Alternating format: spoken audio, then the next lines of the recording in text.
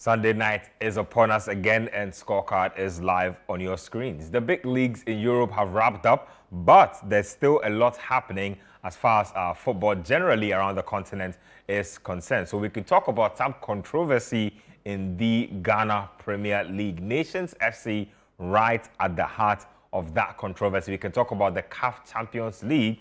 Pyramids FC not been a top flight team for a very long time, but that just tells you what you can do when you do your things right. They are winners of the CAF Champions League. I'll give you footage of that particular one. We'll get into some NBA action as well because the finals is set. I believe the finals will be on the 5th of June, and it says the Indiana Pacers taking on the Oklahoma City Thunder. So there's a lot to talk about as far as the show today is concerned. Let's do a quick turnaround. When we come back, I'll introduce my guest. Welcome back to Scorecard here on Channel 1 TV. Let me introduce my people in the studio. Susu Graham is here. Mr. Graham, what's going on? I'm good. Manuel, making your debut on Scorecard. What's good? I'm good. Nice. Let's get right into it, and let's talk about the first item on the show today. It has to do with the Ghana Premier League. Very strange turn of events when Holy Stars were up against Nations FC. Now, Holy Stars were leading.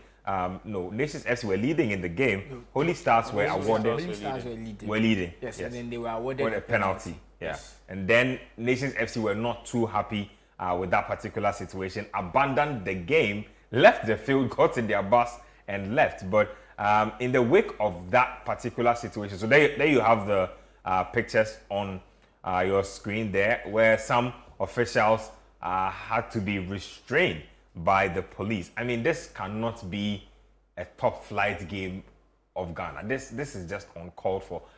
In the wake of what has happened, Nations FC have released a statement in an attempt to defend their actions. So we'll read that statement to you in a bit, but just to give you a feel of what transpired in the Ghana Premier League game. Look at that entire atmosphere. Look at that level of indiscipline on the pitch. So scenes there from the Nations FC and the Holy Stars game. There's, I believe there's one more game week to go to wrap up the Ghana Premier League. So tensions were really high in this game. Let's come back in studio and let me read that statement real quick. Let's see what substance we can get out of it. So I think you have that statement. Yeah, let's see if we can pull it out yes. and then get to the statement. Let's see if Holy Stars have some justification for this action. So according to Nations, I'll just read it verbatim.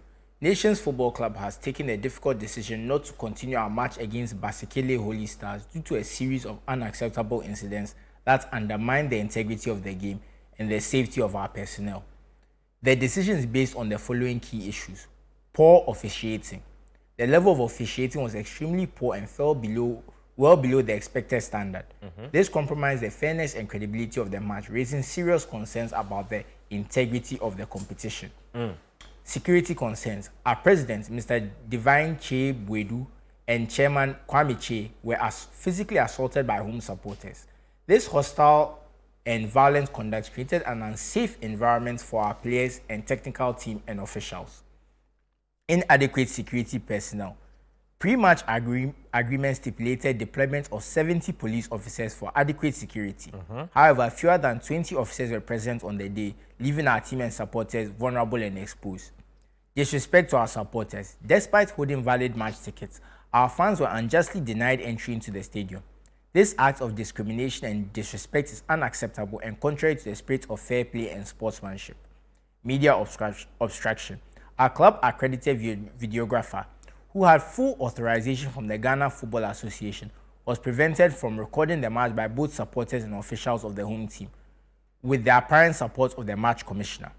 We strongly commend these actions and call on the Ghana Football Association and all relevant stakeholders to investigate these incidents and take the appropriate disciplinary and regulatory measures. The safety, dignity, and fairness owed to every club, official, and supporter must be upheld at all times.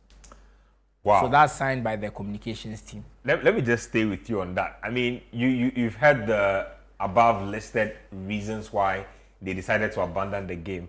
I want to say that football matches should never have to come to a point where somebody takes matters into their own hands to walk off the pitch, go in their bus and drive off. But We've had incidents where somebody has died. Yes.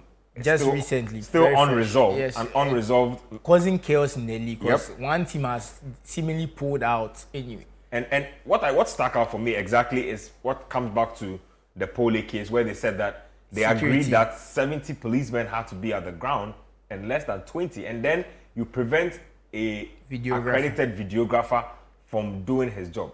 I thought we had gotten past I want to take this from two angles. I'll take it from how Nations FC handled themselves and the things mentioned in the letter. So I feel Nations FC were very silly and naive to handle it this way. When the last but 1 week of the Ghana Premier League, you are leading the league. Yeah. You still can win the league if you win your next match going forward. This was not the end of it. So for you to basically throw a tantrum, walk out, potentially risking a points penalty, and in theory, your league title. It's very silly to me. I can't understand the thought process that would make you basically throw away the league. Okay, you feel like you've been unfairly treated. Yeah. You can, this statement they've written, very well put together statements. You set out your accusations, whatever. You put them out after the game. Why do you leave in the middle of the game? For me, that part I don't get. Unless they are very... Maybe they are saying that they felt threatened I'm going to get that. Unless you are 100% at the point that you feel like people's lives are in danger, then we completely support you. But from what we've seen, and from what I understand, it's almost like the commotion started when the Nations FC were given a penalty. Holy Stars were awarded a penalty. Nations FC didn't agree with. And that's when the commotion started. They considered a penalty earlier. The first goal was a penalty as well. So it's like when they considered the second goal, I think there was a frustration. Exactly. So they are considered two back-to-back penalties. Exactly. Yes. So it's almost like, you see, you saying you feel unsafe. For me, it's very difficult to square because all of the commotion happened after you consider a penalty. And your goalkeeper basically kind of, lost control, whoever it was. So that part for them to now come and say, we felt unsafe, when it's almost like you started the commotion. Because for most you know about Ghana football, why would the Holy Stars fans rather be angry that their team has been given a penalty and start causing commotion? That's not how these things usually happen. So I'll talk about that part. Now, when we look at the things they mentioned in the letter, it's very frustrating when we're talking about the same things. Like you said, we spoke about security after police. We are still here, not enough security. We are now hearing that, according to Nations FC, their president and chairman were attacked. That's very serious. It's very serious that, because even just the way football is, you would think that even the security for the whole match, maybe your director's box or where your VIPs, quote unquote, are sitting, might have a little bit extra security for these reasons. So the whole thing about that is like, what's going on? And then you see everyone on the pitch misbehaving and things. The security can't get any control. That part, it looks very likely that Nations FC are telling the truth. The other things, debatable, when we don't know. But that scene of chaos we saw, we can clearly see that the security were not on their job. They were not there. They didn't have any riot gear, nothing. They just looked like they had showed up to watch a football match. I believe Nations FC have shot themselves in the foot. Because by leaving the football game the way they've done, they have given the GFA very easy to say that we don't like what you did. We are going to deduct 6 points. Forfeit the game. Or whatever. You know, that kind of thing. And now you don't win the league. And you're thinking, you've played so hard the whole season. Just think to yourself that, okay, they are trying to kill us in this match. The next match will win at all costs. Because as far as I know, their next game is at home against Hearts of Lions. You are first on the table. Why are you afraid going into the last day, a home game? Unless you are 100% sure there's a conspiracy against you. I was about to say that. I find it difficult for you to believe that you've kind of just typically blown out like this. That's how Ghana Premier League teams move. That's how teams down here move. If they start doing things like this, it's because they kind of feel like there's an agenda to prevent them from winning the league. And so there's that. I don't even want to have it. Then the first penalty is debatable, and then it comes again, and then now there's a second penalty. How sure are you going to the game next week, and then within 3 minutes you've considered another penalty? It's possible. It feels like things are going against you, or people are conspiring together to go against you. So I think them leaving the stadium was more of they were trying to make a statement. Like, even though we're top of the league, even though we probably are in the best position to go on and win it, we feel like these things are being done against us, and we need to make a statement about it. But you see, I don't like it when people start behaving in a like they say everyone is against you because of a match not going your way. You don't win every game every season. So for me, I get it, but you see, my whole thing is the poor officiating one. Debatable. But the things they are mentioning about security, violence, the videographer, and the tickets, and that kind of, those things are way more serious to me than the officiating. Because bad officiating happens everywhere. Yeah. But we're not here just last week talking about the Aston Villa, Manchester United, the goal that was disallowed, that should not have been disallowed. So bad officiating, it happens to everyone. But the other points they've raised, to me, are much easier for us to legislate, address, and talk about. And I just feel like the way nations have handled this, they've given the GFA ammo in their case. Because even if Nations FC were right and they have a case, you support it with your actions. That's just how I feel about it. I'm not saying that, like I said, if it was if you are in a life-threatening situation, please leave.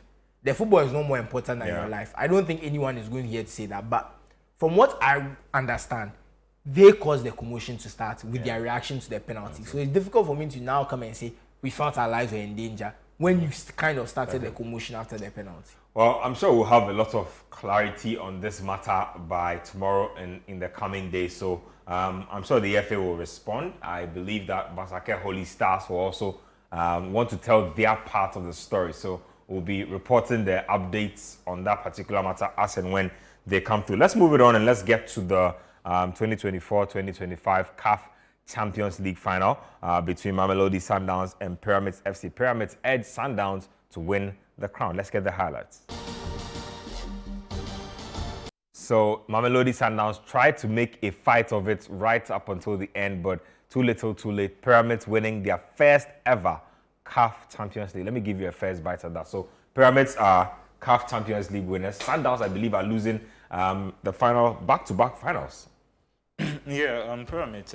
It's interesting how where they came up, because they started in 2008. It's quite a new club. It's a year for the Saudi backing, because there's word that they're backed by the Saudis. If you see what happened with Newcastle, so I think with the right investment, even within Africa, I think if you give them the right push, you should be able to make big waves in good competitions. The final against Sundowns, Susu was talking about the last week. They were out of the final until they equalized in the 90th minute. Yeah. At that time, very late. They were losing 1-0 and very late on the Pyramids get the equalizer. That was literally the And fight. I think football is tricky like that. Sometimes it's all about momentum. And I think so. Even though it was just a draw for them, it would have felt more like a win.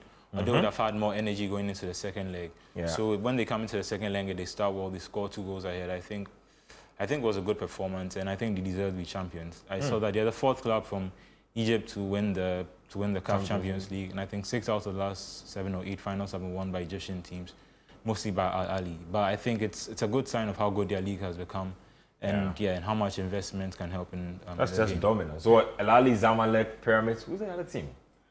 I'm trying to think. I'll probably check up on that.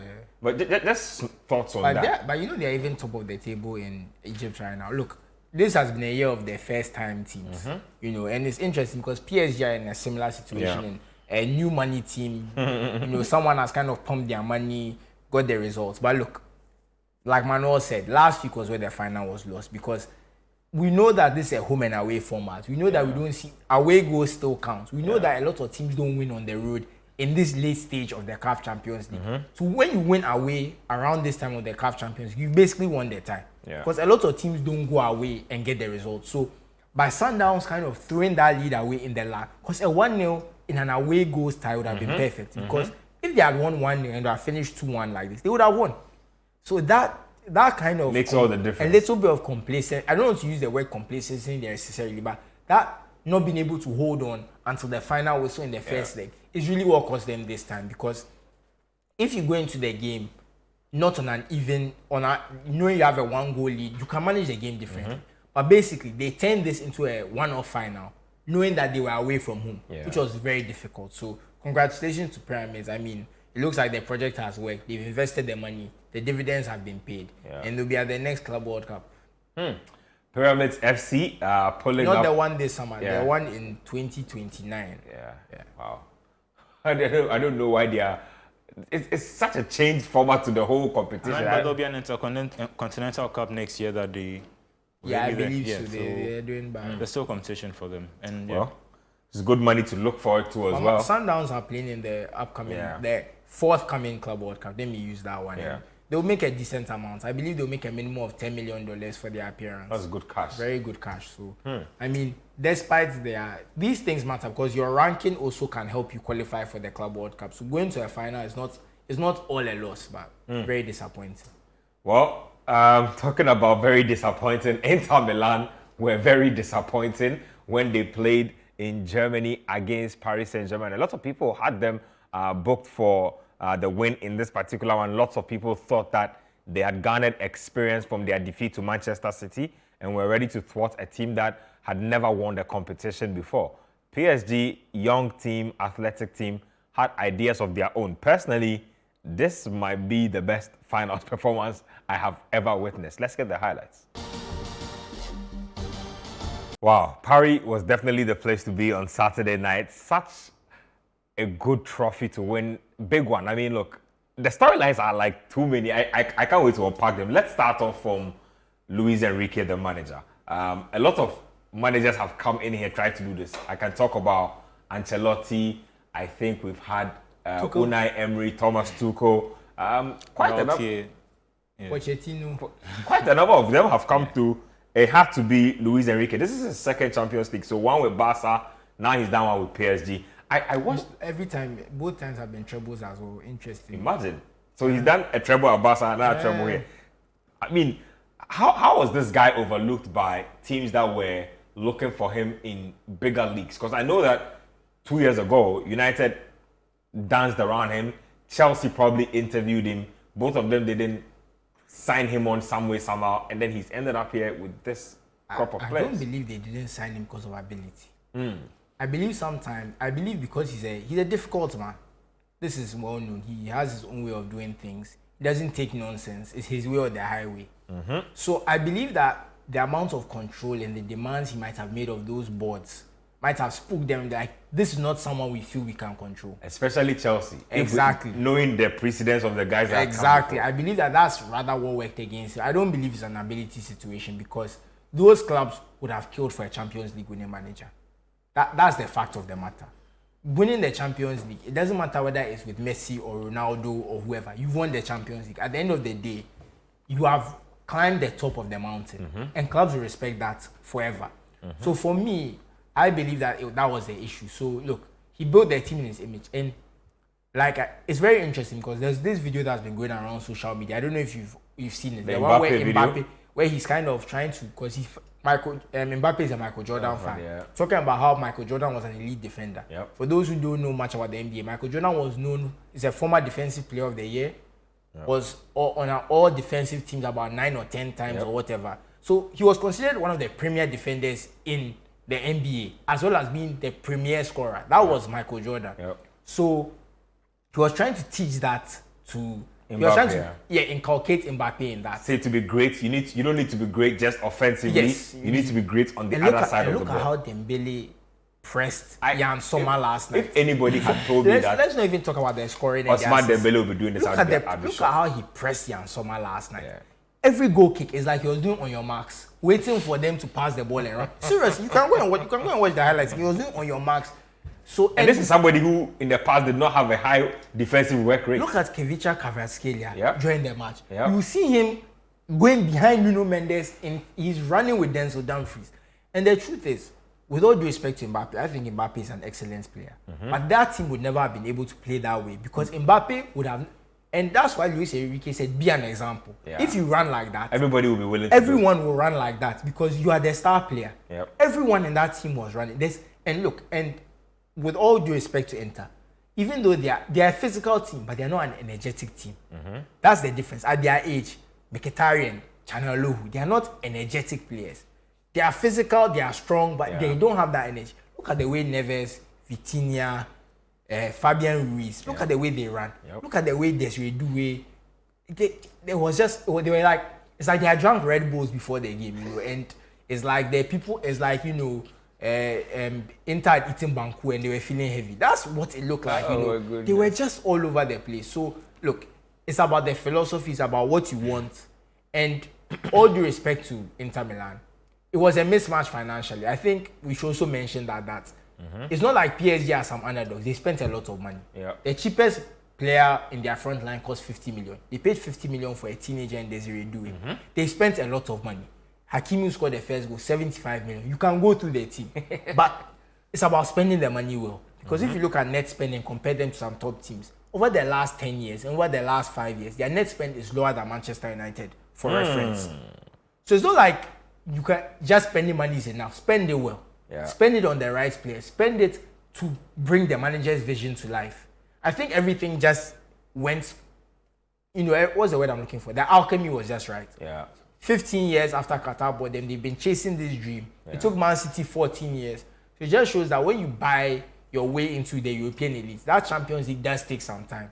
So the latest club to be bought, Chelsea, maybe it's another 15 years because of the change in Newcastle leadership. United. Newcastle United. That's the timeline they are looking at. 15 years. So look. Who knows? Talk to me about the young squad. Some people are saying that PSG are now primed to probably challenge for this maybe 3-4 more years, because last year they came close, they didn't win it, but this year they've gone one better. How much dominance can Enrique exert with this young squad over the years? I think it's really exciting because their squad was, I think, the average age was about 25 years. Whereas for Inter, was about 30 years old. That's great. Yeah, about 30 years. So in terms of building for the future, I think the youngest player who started for Inter, was Bastoni at 26. Hakimi hasn't won the Champions League, has he? No, he might have with Real Madrid. It's possible. Who's this? But I think going through the squad, not many of the players, if Hakimi hasn't won. Hakimi never really played properly but for if Real you're in Madrid. their squad, they will give you a medal. Yeah, there are some players at Madrid who have a few loose medals. But yeah, I think looking for look forward to the future. I think Enrique can build on the team because they are quite young. Most of the how do you call it, the important players in the team still have a lot of development to go for them. Even players like João Neves.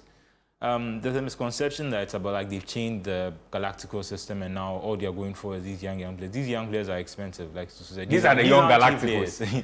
These aren't cheap I would players. say they've changed from the Galacticos. They are no longer buying superstars. Yeah, because they are buying guys that they think will be good, but they are still spending money. And I think there's a more concerted effort to also bring in French talent specifically. Yeah, no, because Paris, there's a lot of talent in Paris, but you could argue that Chelsea are trying a similar method with trying to aim for the future and getting younger players. But I think when you have a really good manager like Enrique, some things just come together much faster.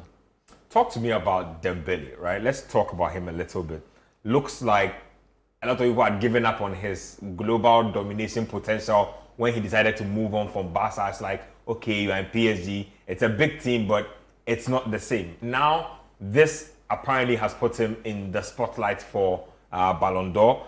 What do you think his chances are, and how much work do you think he's done to transform himself into this guy? I mean, it's very high. I mean, he's Champions League Player of the Season. That was announced this evening.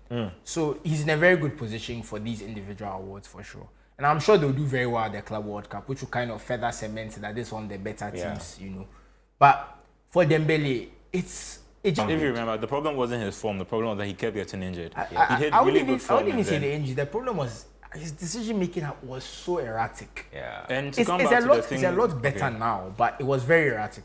And to come back to the thing that you're talking about, I think mentally Enrique has got him to do better because he's pressing more, he looks more fit. I think he's worked on him to make him become almost achieve his potential. Because there were also issues, the same thing Rashford has at Man United now. There are issues with Dembele about going out and coming early to meetings and those type of things. His was not even going out. It was staying up late playing video games.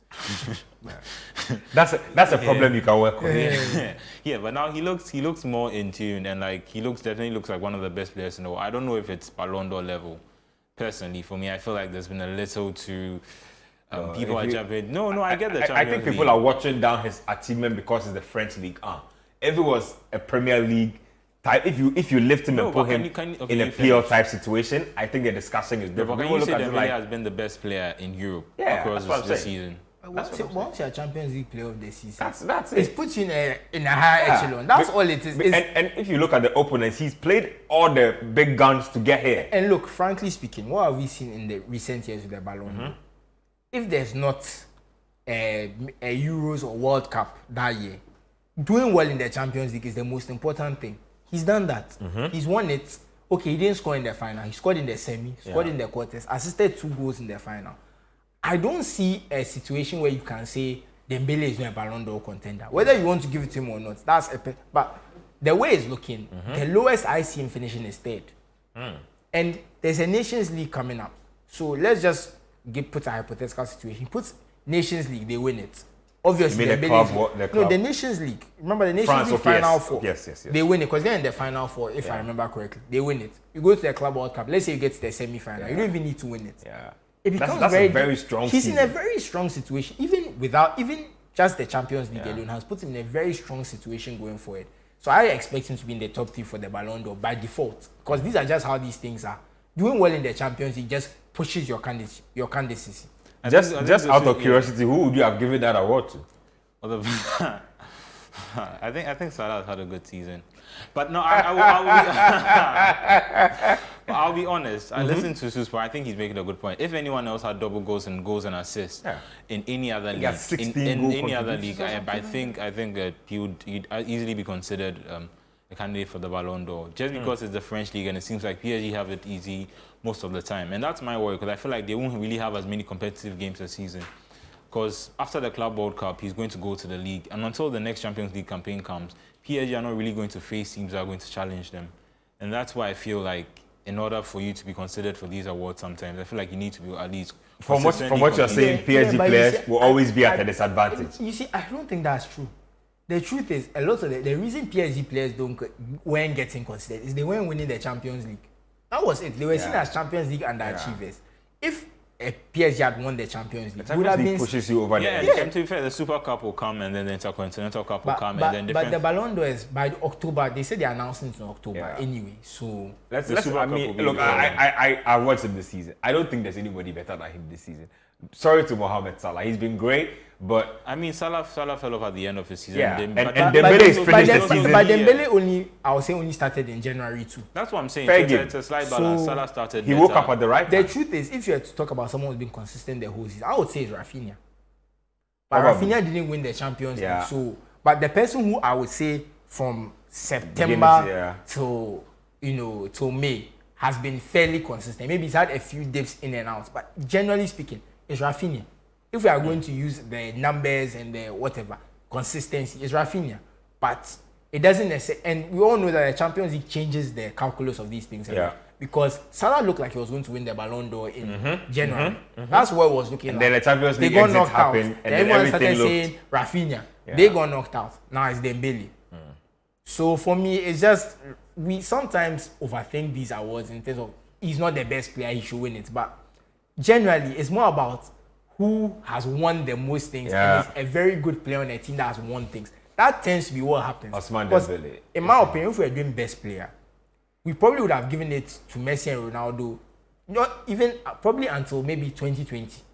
Because if you think about 2018, I don't think Luka Modric was a better player than Messi or Ronaldo. Nope. But Champions League winner and getting to the final of the World Cup, pushing all over of the that edge. adds up to it. Yeah. Let's take a break on the show. When we come back, we have more highlights for you. We'll talk about some transfer news. Matheus Cunha has completed his move to Manchester United. We'll talk about what he offers them as a club. We'll talk about some Thomas Partey stuff because he's attracting some interest from Barcelona as well. We have some NBA action to round up the stuff. So do stay with us. Let's take a break here on the show. We'll be right back.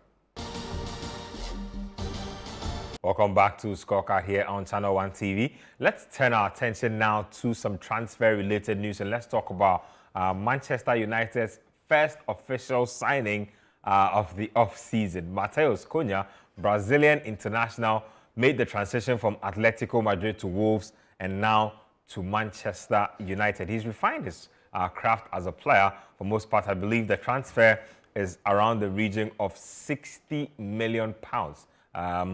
I think he's completed his medical, so he's officially been announced and all of that. Let me start off with you on that one. United are starting off hot in the transfer window. Our good friend Nimli says that they need about 7 or 8 arrivals to be able to implement the Amorim-like system. Is he a good catalyst to start things? I believe so. Because when you look at that, would I call it? Let me call it a 3-4-3. Those wide players in the front three are also quasi number 10s. So you need that. They are not necessarily wingers. They are not necessarily number 10s. They are not necessarily strikers. Those We'll just call them forwards. You know, they are just those. Is that a category you put him in? I believe I would say so. I wouldn't say he's not a great out and out striker. You always see a lot of other strikers playing ahead of him. He's not really a winger. Yeah. So he's a cross between all of those. He's a forward. He's a forward. So he's perfect for that role. So he fits in well. And when you look at what they've had from that forward, that forward position, we've not really seen much quality this season. Ahmad has come in and has, had his moments. Garnacho has been very inconsistent. So they need someone there for sure. Bruno Fernandes has played a lot deeper. He might even be on his way out from what we are hearing. Al Hilal are making very serious moves for him. So it's very interesting to see how he plays out. But they definitely need a final third spark. But truth be told, I don't believe United's problem is creating chances. I believe it's finishing them. And that's why I'm not sure Cunha is the answer. Are you saying he's not clinical enough? He's not a goal scorer in that way. I mean, is Cunha Cunha... Scored how many goals this season? Over like 17? In all competitions? Yeah. But in the league, he's maybe 12? I'll check that. I don't think he scored a lot. He's not a goal scorer like that. He's like, he makes things happen in the final third. For me, if they were to prioritize a position in that front three, I would say go for a striker. Get someone who actually put the ball in the net. Because for me, you can say that, okay, Garnacho and Ahmad, they can, they can create things. They might be a bit frustrating, but that finisher is more important. So in the Premier League, he scored 15 goals and assisted 6. Yeah, that's good. He's good. But and this is from how I know him the season before. He's a very wasteful player from the season before. So I was surprised he got 15 goals this season. Well, if you say he was wasteful the season before, was the guarantee that this is not the blip, and the wasteful thing last season is his real face? Very possible. That's not my issue. I just feel like he's not a goal scorer in that way. I just feel. So you are saying that if you had 60 million, you would have spent it on somebody else instead of Cunha? Yes. Like who? I mean, Osimhen or Gyökeres. Maybe their wages might be a problem, but if it's 60 million and they are going to be around the same amount, maybe their wages are the issue. Because I hear they are giving Cunha around 200,000. Yeah, I guess those guys will probably charge 250, 300. You probably have to pay them more. So maybe that's the issue. But for me, I like the fit. I don't like the fee. Let me put it that way. You like the fit for the team. You don't like the fee. I don't like the fee. That's the issue with transfers. There's two sides. Is he a good fit? Is the fee a bit too much? Yeah. But I guess if you are Wolves they don't want to sell. Yeah. They don't want to sell. So it's just I don't like the fee. For me, it's maybe 10, 15 million too high. Too high, yeah. Yeah, but I guess so too. It's a good fit for sure. But Wolves. I believe they need a goal scorer because what we've seen from Rasmus Højlund, Not it. Yeah. How do you assess this transfer? It's a good sign, but I'm not sure. To me, it's a reflective of the type of signing United are able to make right now, given the type of club they are. The top talent in the world wouldn't be able to come there because they're not now about to stick around for you to spend 2-3 years to now rebuild your club. But there are a few players who are talented enough just below the top level who would feel like, yes, Manchester United can be a big club, or if I go there, I can make my name my big club, or I can be the person to revive Man United. And I feel like a lot of people and a lot of managers and players have both tried this. But in terms of personality, I like his personality. There's a tenacity about him. The fighting spirit where... It's a tenacity that can border on almost being crazy. Yeah, but we've seen it this season. Yeah, at other clubs, it would look really bad. But somehow for United, where it seems like the problem is there are not enough people like that, enough people who are willing to fight like that in games like that. They need somebody like that. Yeah, but he can't do it on his own. But I feel like he could be a good fit. Like Susu said, the prices, it's a little excessive. Given this isn't like he hasn't been a consistent player in terms of goals and assists throughout his whole career. This was an anomaly. Not necessarily an anomaly. Like so the previous season, he had 12 goals and 7 assists. So he went up. He went up. Yes, he went up by 3 goals, and then he also upped. He went up by 3 goals this season. Dropped in assist 1.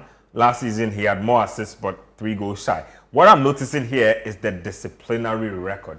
He picked up 9 yellow cards in the 2023-2024 season and 4 yellow cards this season. For a forward, that is a lot of cards. Don't forget the red cards. Yep, the red card where he was trying to slap everybody. He removed someone's glasses. And the discipline thing for me is a bit weird because I was listening to a podcast and there's a Brazilian woman who works for Sky Sports.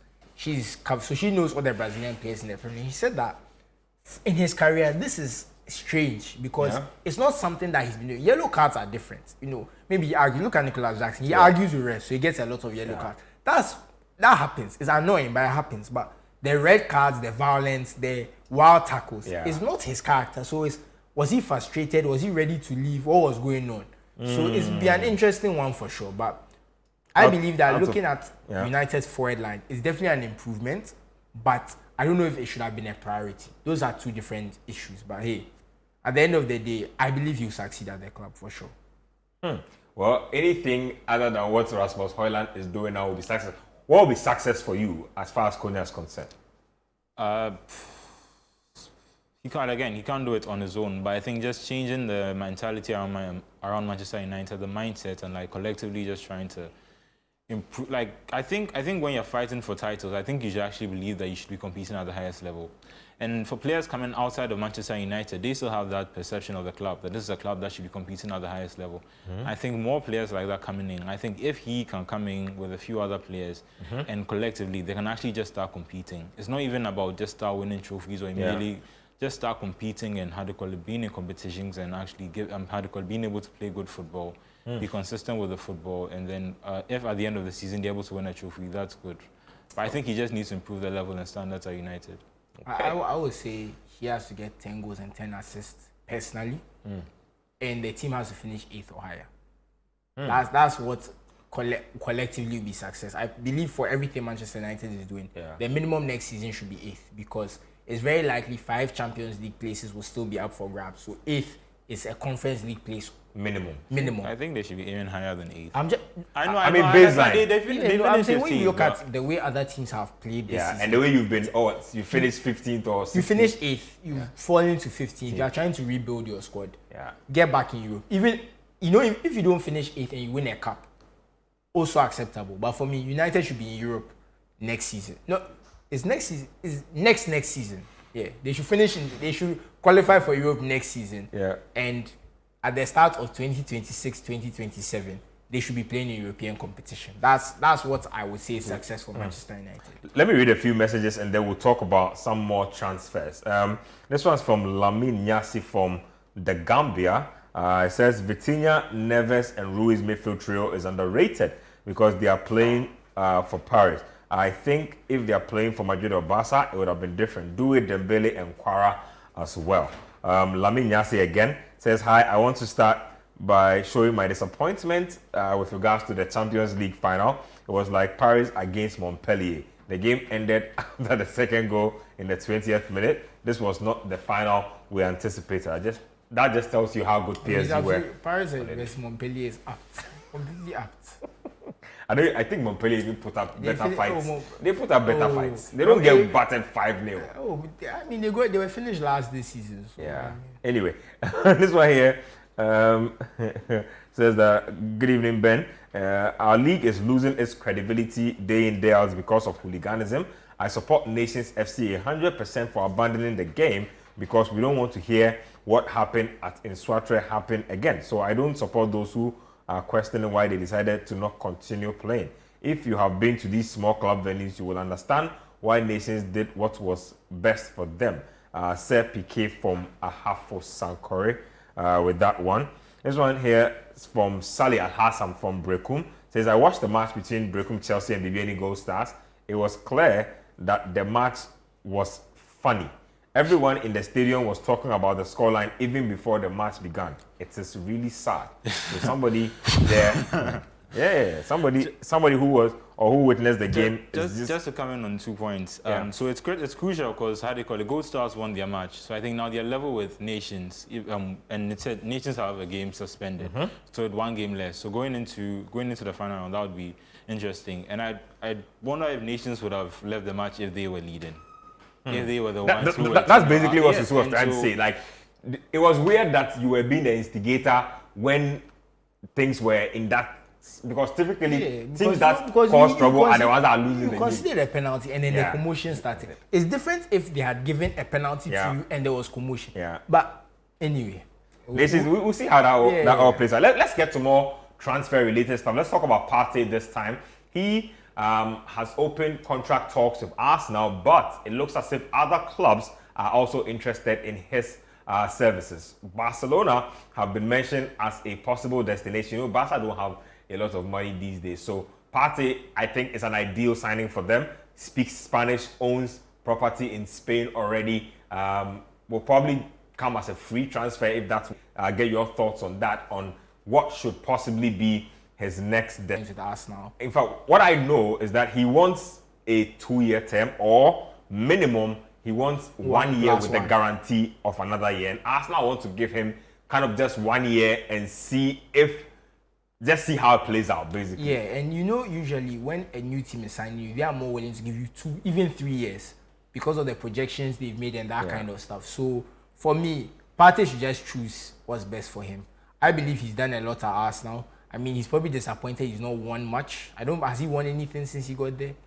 Because he joined after the FA Cup, so he's won what, 2 community shields. 2 community shields. I'm sure he'll be disappointed with what he has won. But when he looks at this Barca team, he might think to himself, maybe I could be a Champions League winner in 12 months. So for me, it depends on what he's looking at. But I also suspect he wants to stay in London. He's just started a family. Yep. So that would also be on his mind. So it's be a very interesting one. But for me, either way, he's trusted by his manager at Arsenal. Arteta seems to be a big fan of him. He goes to Barca. I don't think he starts at Barcelona, but he'll get a lot of minutes. He'll guide them. He'll play with, and there's a big squad. There's a lot of games. Spanish football pretty well. Yeah, exactly. So either way. Plus, it works for his. I think it works for his injury situation and like the tempo and all of that. Exactly. So look, both moves work. Both decisions are great for him, and whatever he does, we'll support him because we support Ghanaian players. Just quick thoughts on that before I move to the discussion. I think he'd be disappointed to leave now that Arteta is in phase 5. So maybe you stick around and try and see if he can get a trophy. I mean, the thing is, I think he's comfortable. Trophies aside, I think he has a comfortable life right now at Arsenal. He's had a really good season. Yeah, he's settled in. He's had a really good season. So maybe if he's able to negotiate an extra year to get the 2 years, then I think he'll definitely stay. Let's go to the Nations League. And let's check out some action there. Germany, Portugal were in action, I believe, in the semi-finals. Let's get the highlights of that one. Yes, so we will have the pictures there for you in a bit on the Nations League. So just quick thoughts on that. So they will be playing soon. I mean, they've called up their team. And we look at the Portugal team. They have very interesting players. So João Neves is going to come as a European champion. Vitinha coming in there. We have Bruno Fernandes, who we always praise. Awareness Fernandes. I'm wondering whether, I don't know if Cristiano Ronaldo will be in the squad, but we all know that he might not be the player he once was, but he's still an elite finisher. We're looking for a new team in Saudi Arabia, so we might not go to that. But we all know that he has that finishing ability, that there's some things that never go away, and in the box he's still a danger.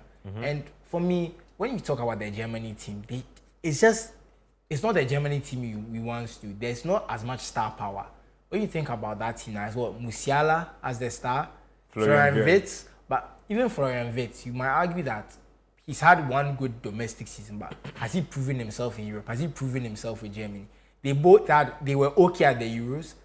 Rudiger is out, he's going for surgery and that kind of stuff. So it makes you really wonder where this Germany team stacks up against Portugal. I would say Portugal have a slight advantage, in my opinion, going into this game. But we'll see how it plays out. Quick thoughts on that? Yeah, it should be an interesting game. Germany, I think Germany haven't had a good striker since... they haven't had a good striker in a while. I think since Mario Gomez. Since Mario Gomez. I mean, yeah. So I think... you might be right, because I'm having to do a lot of thinking to remember. What do you think? Yeah, so I think that's one thing that's affected them. But in Portugal just look really stacked. Portugal are stacked. I don't know why they don't win stuff. Stacked. I'm surprised they went for the former Belgian manager, Martinez. Given how people hold him accountable for squandering Belgium's golden generation, and I'm really hopeful that the same thing will happen in Portugal. But they won the Nations League before, so yes, they were the first winners. Yeah, the first winners. So I mean, they'd be the first team to win it twice. So I don't know if that's something they're looking forward to, but Ronaldo might want to also equal Messi's international